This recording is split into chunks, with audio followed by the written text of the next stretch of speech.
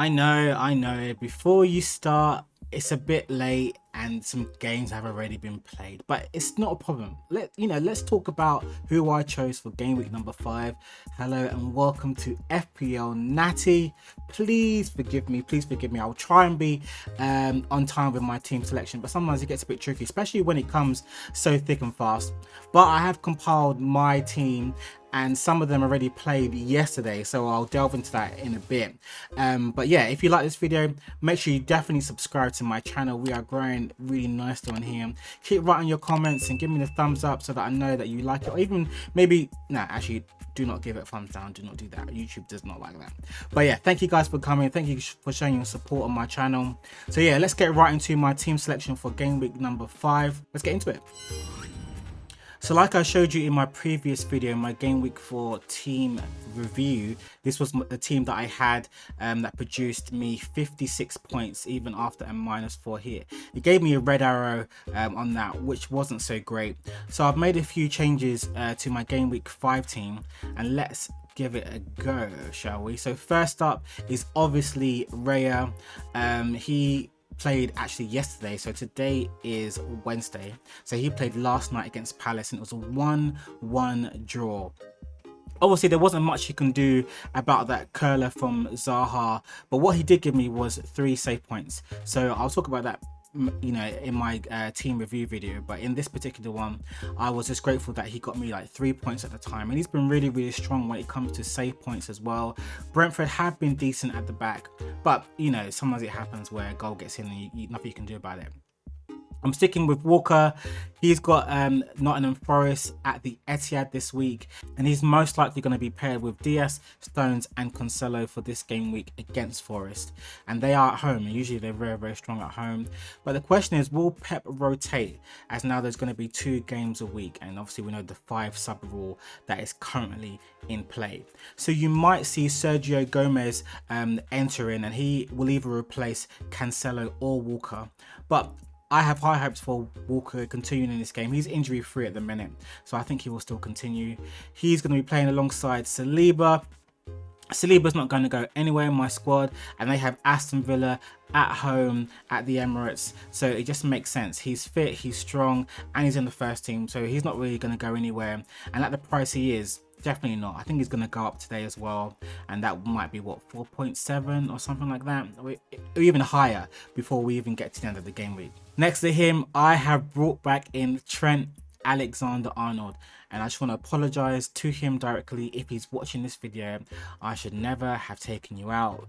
It was a complete knee-jerk reaction. I should have just remembered all the seasons where you've done over like 200 points and whatever.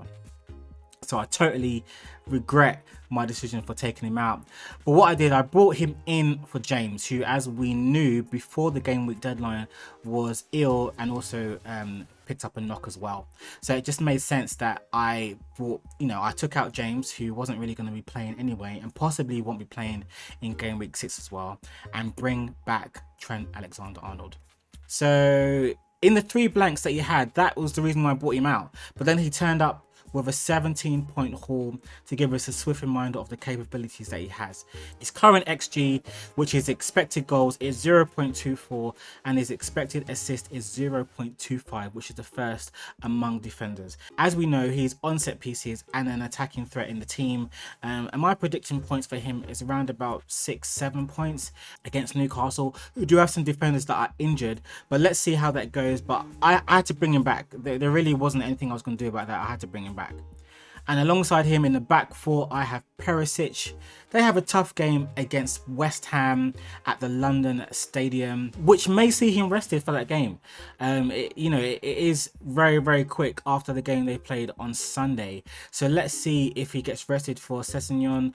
So we'll have to just have a look at that one and play that one by ear. But if he does play, he's going to get points. So I'm not really too fussed, because I know that when Perisic does play, usually it's going to be points anyway. So Rodrigo is who was in my team, who is in my team, he played last night against Everton, but unfortunately he dislocated his shoulder with a kind of a coming together with Pickford as he was coming out of goal.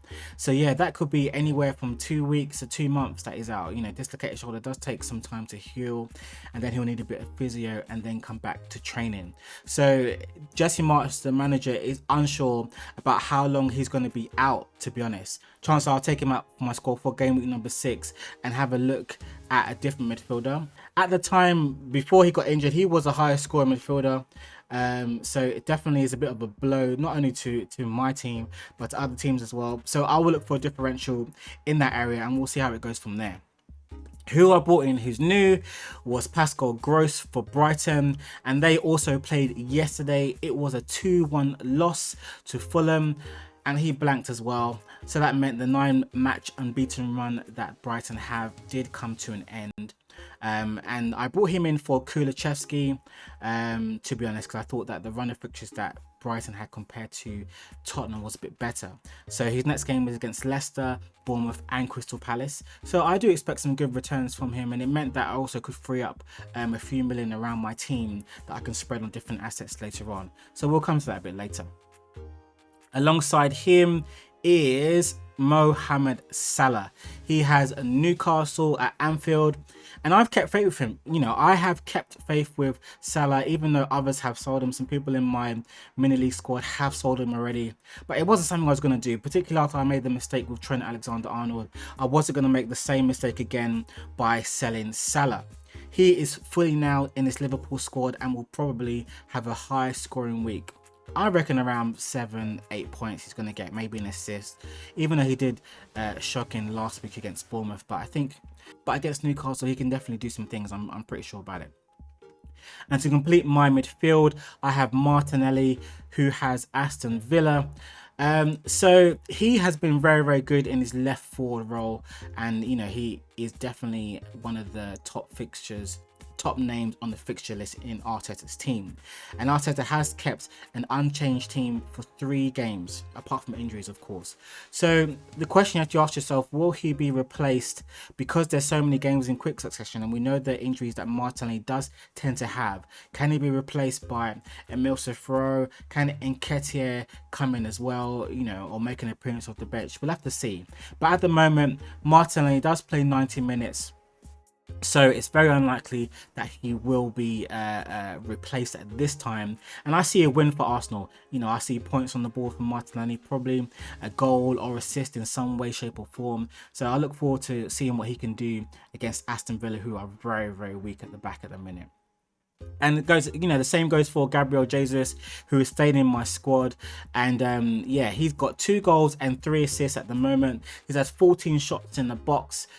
So, you know, with that and Arsenal's wins, which are 4 out of 4, I think against Aston Villa, Gabriel Jesus can show us what he can do again. I think it's been 1 or 2 game weeks where he hasn't scored or registered an assist. So I think this could be a really good game where he can really penetrate that defense. As I said, Gerrard is really struggling at the back at the minute. They're very, very leaky. They've lost their last 3 games. So I think that is very, very key for Gabriel Jesus to get something, to get a return out of those games. His goal involvement is very, very high, around the 42% mark. So it makes sense that in this game, he will have a lot of chances to score.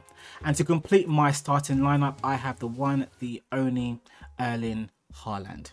And he has Nottingham Forest. As we know what he did last week against Crystal Palace, it was a hat-trick, which takes his tally to 6 goals and 1 assist. He's also got the most shots in the box in the Premier League, and we know that he is a captain rival for Mohamed Salah, which you couldn't talk about last season as well, and also Gabriel Jesus. So you have to choose wisely in terms of who you're going to captain.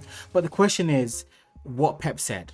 Will he be rotated? And we know who's going to be waiting in the wings, and that will be Julian Alvarez, and he will be looking to chomp at the bit and get into that starting lineup very, very quickly for City and get his name on the score sheet as well. But it depends on whether or not Julian Alvarez will be placed through the middle in Haaland's role or pushed out wide. We do know that Grealish was injured, and there is a lot of rotation in that front 3 of City. So it does depend on how Pep decides how he's going to play him. I am hopeful that he plays against Forest because it's going to be an easy scoring. I think it's going to be an easy scoring game for him. But if that's the case, he will get benched in the next game, the game at the weekend. So you have to kind of weigh out, will he be benched for game week 5 or game week 6? I've already gone with 5. Deadline's passed already. So let's see how he does against Nottingham Forest. And I think he's going to score a bag of goals. On my sub bench is Ward. Yeah, he wasn't going to play. Tony, he played last night. He got a 1-pointer against Crystal Palace. He blanked, you know, no returns, and also got a yellow card as well for pretty dangerous tackle. Could have been a red card. Andreas, he also played last night as well. He got another assist actually, so he got 6 points against Brighton, including the bonus point. Is he coming in my team anytime soon? Not at the minute, to be honest. It's just a player to fill my bench at the minute. Maybe if he's still around using bench boost, then possibly. But again, I've got a strong 11. So Andreas, I'm not really looking to bring him in, to be honest. And he's played already, so let's forget about him. Nico Williams, he has Man City in his next game, so I'm not really expecting much from him in this game. So that is why he's the last position on my bench. I think he will get 1 point, if that, depending on how they fare against Manchester City. But I don't think they're going to get much out of that. And my captain is Erling Haaland. This is obviously dependent on if he starts or if he plays at all. He might get rested. If he doesn't, then that mantle will fall on Gabriel Jesus against Aston Villa. I think it's very strong captains I have there. Let me know what you think in the comments below about those captain choices. It was a bit tough. I know a lot of people gone with Salah, but yeah, I was definitely going to stick with Haaland for this week, considering how we done last week. So I've kept this one short and sweet for you. That's probably because some teams have already played. But yeah, that is my Game Week 5 team selection, who I picked to help me push up and hopefully get, I hope to get a green arrow this week. Yeah, I took a -4 again, but that's only because I had to bring Trent back in. It kind of makes sense. It hurts me too much to have him out of my squad with the effective ownership that he has in FPL right now. So it made more sense for me to bring him back and just jump on those points waves that he gets, rather than have him not in my team and then I suffer like I did last week with him. Maybe James gets back in my squad if he returns from injury a bit later on, but I'm happy with my team at the minute. Happy with my captain as long as Haaland plays. I'm definitely happy with that. Let me know what you think. Guys, make sure you subscribe. If you're watching this video and you haven't subscribed, please subscribe to my channel. I'm here giving you something a little bit different, and hopefully you like what I'm bringing, the content I'm bringing out to you. Maybe there's something else you want me to talk about, or something that you want me to discuss. Let me know. If you want to come and we can do something together on my channel as well, we can do that as well. So until then, I'll see you guys in the next one.